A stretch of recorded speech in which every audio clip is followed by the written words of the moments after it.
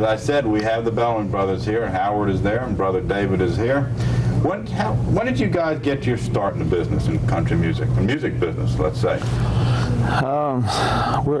There's always, I guess, 3 or 4 instances that happened that I guess we contribute to getting us started. We played honky-tonks and clubs for years, starting, or even before that, playing in church and at family reunions with our father years ago, and then the clubs and everything. And then early in the 70s, I wrote a song for Jim Stafford called Spiders and Snakes, and that sort of got our wheels rolling a little bit. I guess that's the main thing that happened. Then right after that, that allowed us to go to L.A. and knock on some doors and establish you as a songwriter? Yeah, well, I don't know if it'll establish me, but they didn't ignore me quite as bad. I did some research and I found out that you guys, your first public appearance was in 1958. Where was that? True? That's that was in San Antonio, Florida. Oh, okay. That's probably pretty close. You want me to tell you how old you were when you did this, or? Yeah, Howard. Howard was 12, and I was about 8. You were 8 years old. I found that out in research yesterday.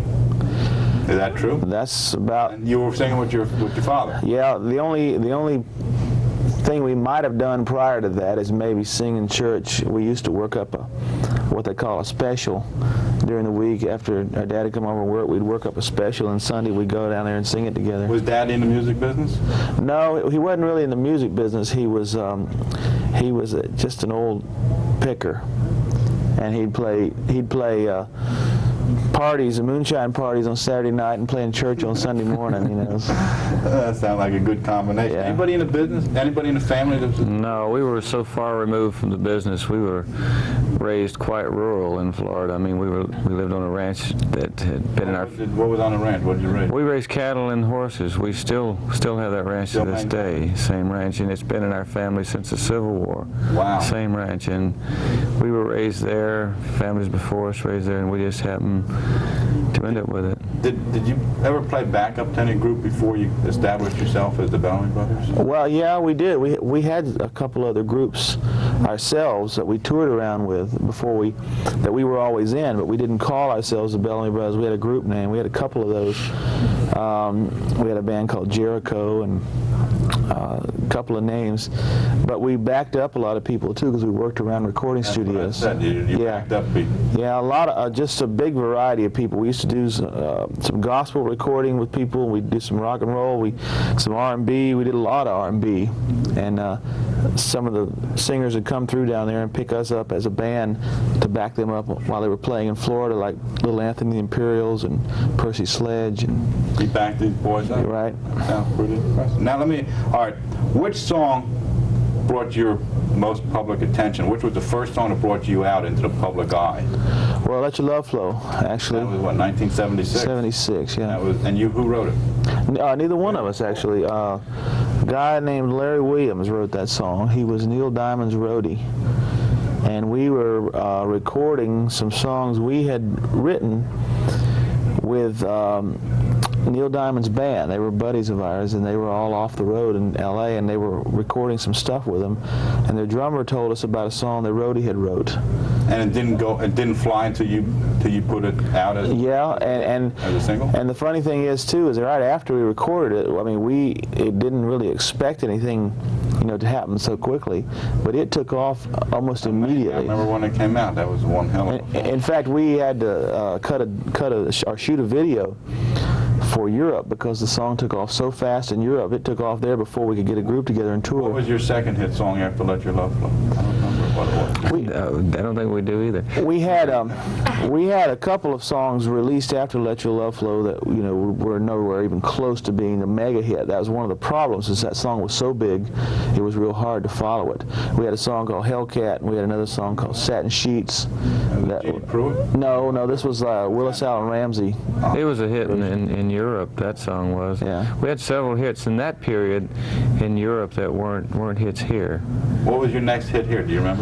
Well, our next big hit here was "Beautiful Body." Oh, if I said you had a beautiful, I almost got hit one night for saying that to somebody. Yeah, I did. Did you? Sometimes it doesn't work. Sometimes it doesn't work. No. That's a two-way meaning. You bet. Didn't work as a line, but it worked as a song. How do you come up with the ideas for these? The song titles sell songs like "A Beautiful Body" or "Do You Love As Good As You Look," or how do you come up with these ideas and song titles? I don't think the song titles necessarily sell the songs, but if the title or the hook, like we call them, if the hook works real well and the song's good around it, I think it sells itself. You write these songs. I wrote "Beautiful Body." I didn't write "Do You Love As Good As You Look." That was a Nashville writer that wrote that one. But Howard and I have written most of the stuff we do. Where do you get your ideas from these songs? Your personal experiences, or you love as good as look? We hope not from these titles, anyway.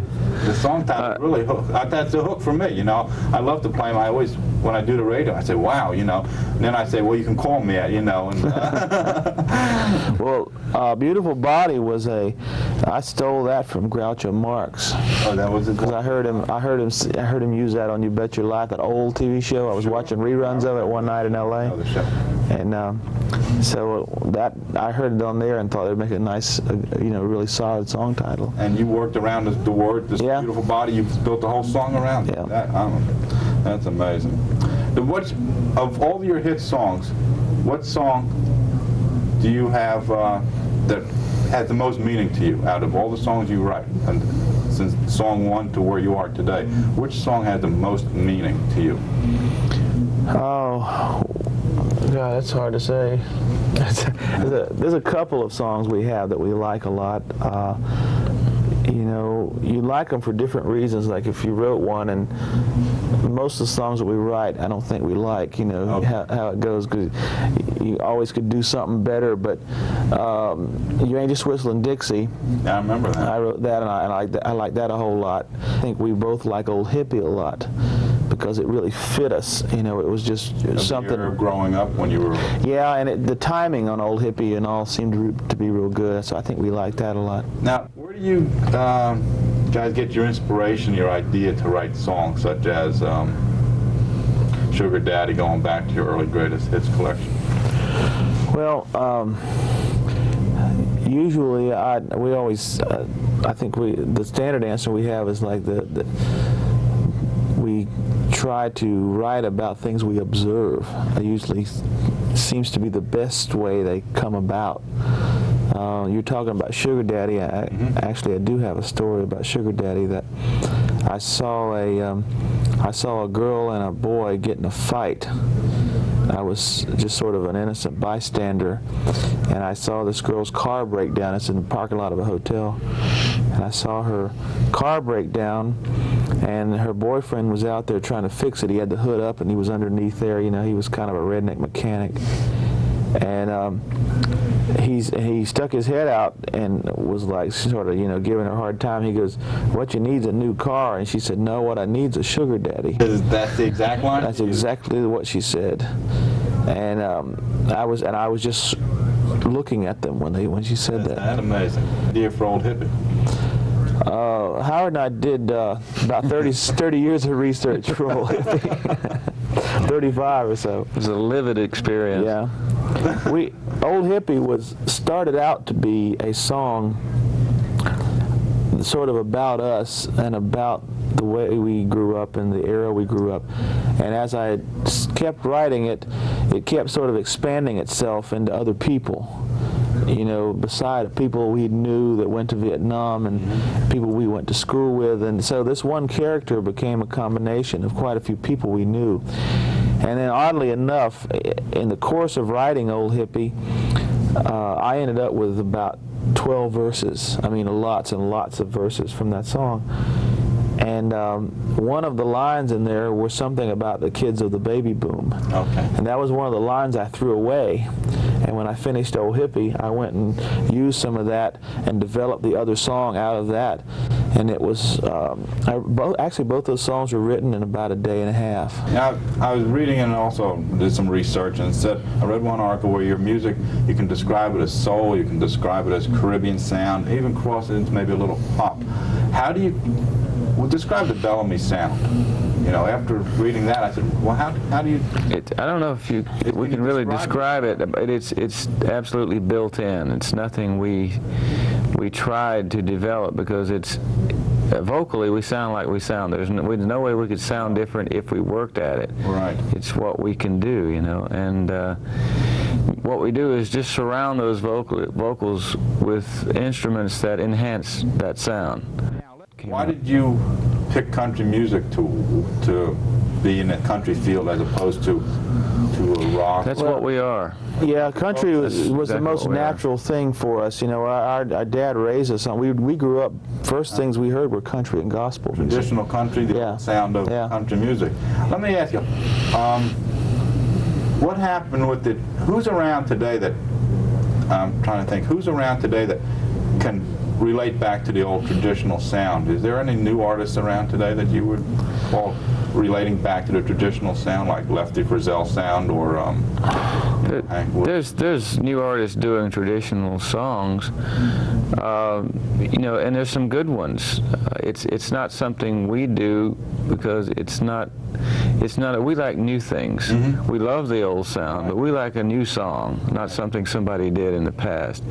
Even though you can appreciate artists that do that well, it's not anything we could ever do and enjoy. Right, yeah, there's some artists around doing the traditional sound. How many #1 hits have you guys had? Well, depending on what trade magazine you read. No, we're talking 14. 14. Yeah. Is that a record for a duo? Is that a number? Yeah. No, there's no. I also researched. There's no other duo that has had so many #1 songs. Right. I think I don't know who was where. They published all this stuff in Billboard one time, but it was a while back. And I think the Judge maybe had 8 or 9, and Conway and Loretta had about 8, and the Everlys had 6 or 7. Wow. And you guys are up to 14 #1 singles. How many of those singles went gold? Million. Oh, I'm not really even sure. Yeah, I guess you have to consider if you're talking about worldwide or just in the States or something. Well, just in general. I'm not totally sure. You know, we've got about 6 gold albums from different parts of the world, and some here. And all right, you just mentioned going and traveling to your albums around the world. What country other than the United States is most receptive to your sound? Probably Germany. Central Europe, Germany, Austria, Switzerland, Scandinavia, England. And the European countries have always been real good. In fact, we probably sell as many records there as we do here. No kidding. If you combine, you know, all Europe. Yeah, if you combine Europe, it's probably the same as it is here. And they're very receptive. The music is big in Europe now? It's real big. Obviously, we just booked a 5-week tour over there, and that's longer than we've ever toured, you know, so it must be quite big at this moment. Have the Bellamy Brothers ever had any crossover records? You know? Yeah, we've had. Well, of course, "Let Your Love Flow" was a pop record that crossed into country. It sort of did it backwards. You put it out as a pop record, really? Well, or it just happened to be? We didn't really put it out. It was promoted by that record company at that time as a pop record, and then A Beautiful Body crossed into pop. And I don't remember where it got. I think in the 40s or something like that. But it crossed into pop.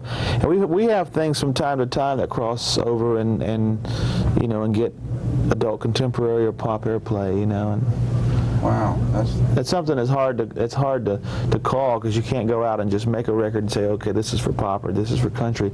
It kind of does what it wants to. Right. Records have a mind of their own a lot of times. The people that buy them, I guess. Yeah. People have a mind of their own. Let's discuss your latest album, "Crazy from the Heart," right?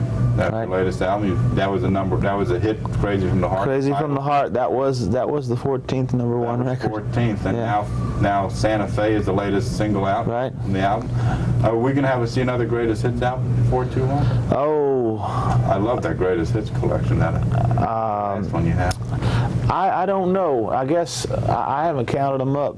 I guess when we get 10 more, we'll have the Greatest Hits Volume 3 or something.